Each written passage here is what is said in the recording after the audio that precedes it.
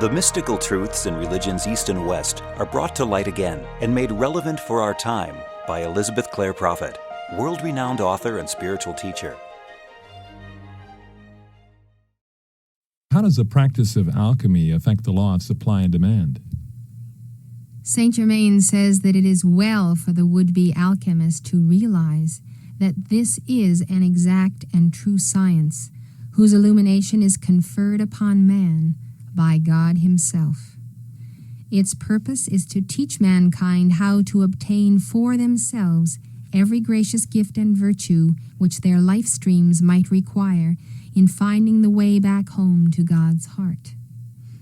I think that we misunderstand the true law of supply and demand because we do not understand the interaction of cosmic forces over the figure-8 spiral that is the symbol of infinity as well as the symbol of the transfer of energy from spirit to matter and from matter to spirit.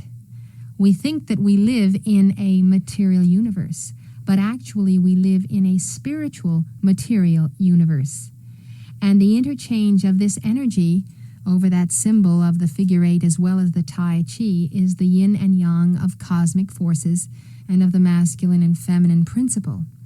Saint Germain's teachings on alchemy, then, are for the purpose of teaching us how this interchange of energy works.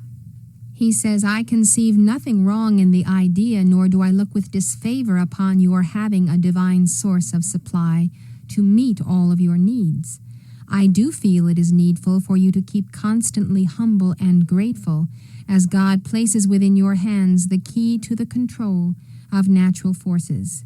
Again, and second to no idea contained herein, is the constant need to understand the universal scheme or plan of creation, so that all you design and do will be harmonious with eternal law and cosmic principles. Does this mean that we can immediately draw from the universal anything that we need?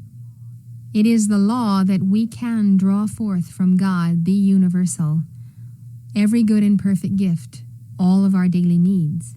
But it doesn't always happen immediately because we are no longer in the Garden of Paradise.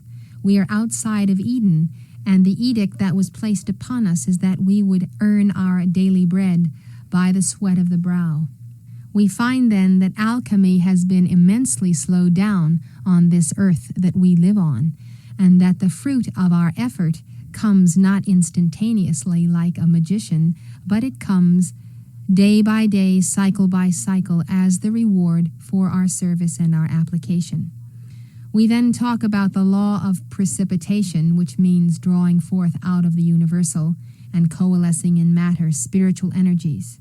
We talk about direct precipitation, where if I would hold out my hand, instantly there would appear, let us say, that amethyst Maltese cross that Saint Germain discusses in this work, Studies in Alchemy.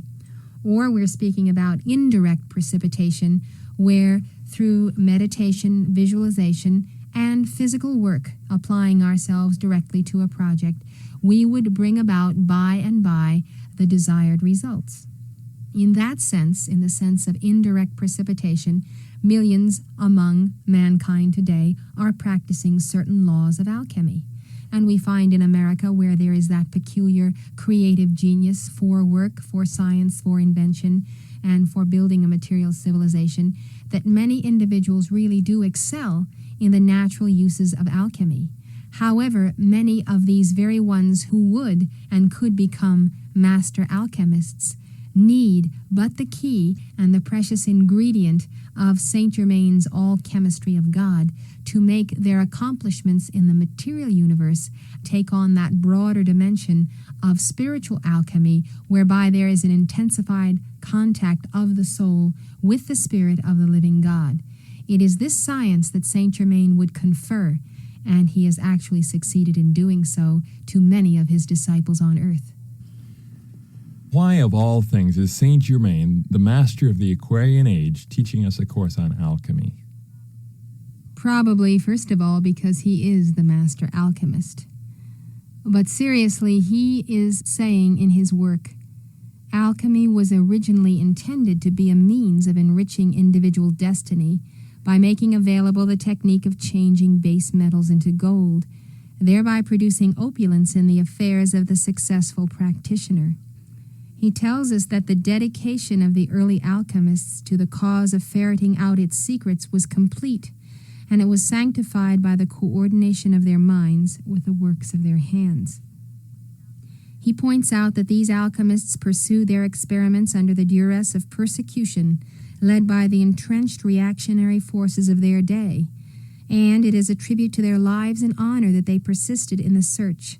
Thus they brought forth and bequeathed to humanity the bona fide results of their efforts as acknowledged scientific achievement and annotated philosophic knowledge to bless the culture and archives of the world order.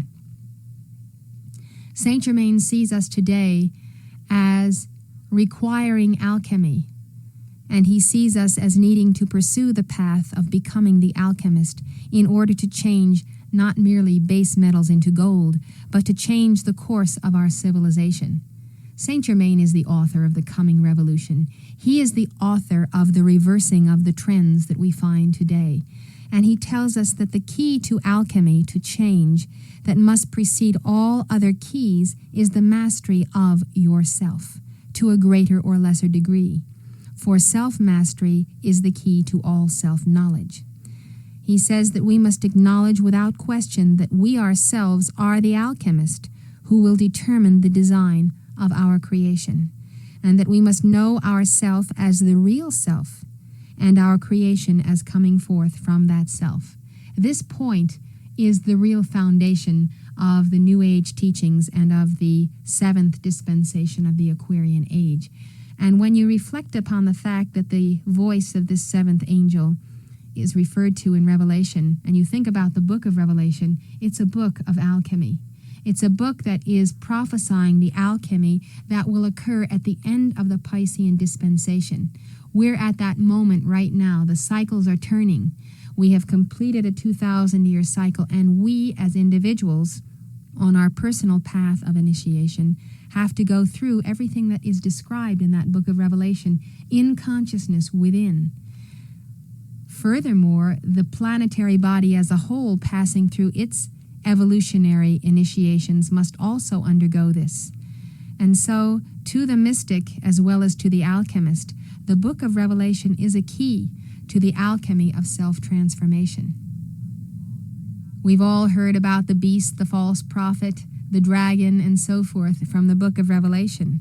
Saint Germain comments on this in a different way. He says, "Seething vortices of humanly discordant thoughts and feelings daily impose a hypnotic effect upon almost everyone on earth. These tend to nullify the great concentration of intelligent creative power that is the birthright of every man, woman, and child on this planet, though it is consciously employed by far too few.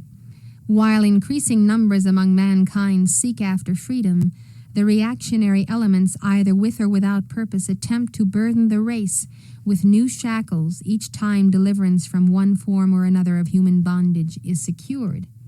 We see the soul, then, walking in the midst of a menagerie or a jungle of the beasts that appear in this book of Revelation. We see that soul having to become an alchemist in order to get through this path of initiation, through the house of horrors that the subconscious realm of the mass mind has become.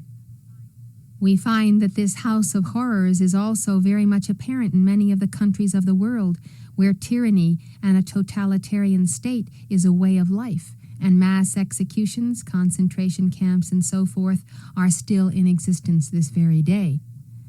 It is the alchemist wedded to his own inner Christ mind that is able to come forth from those conditions, like Daniel in the lion's den, unscathed. And so we see then that Saint Germain is giving us the tools to deal with the tyranny of the beasts of mass controls that exist on the earth. We can see this in big government, big business, the manipulations of an international economy, and so forth. Saint Germain says that the alchemist, who is really your soul and my soul, to be successful, meaning to be the overcomer, to master time and space, must be consciously aware of his God-given freedom to create. Do you realize that today Men and women do not even realize that they have been given the power by God to create and to be co-creators with Him, and therefore they do not use that power. Those restrictions and restraints, Saint Germain says, imposed upon the soul as forms of human bondage must be shunned. Yet in every case these must be distinguished from the necessary laws which structure society. Beauty and righteousness must be emblazoned upon the left and right hand to remind the would-be alchemist of his responsibility to God and man, to behold his works before releasing them, to see that they are indeed good and good for all men. What Saint Germain really brings forth in this book is that we have the power to create. We have lost that science and the memory of that science because in many incarnations past we have misused the science.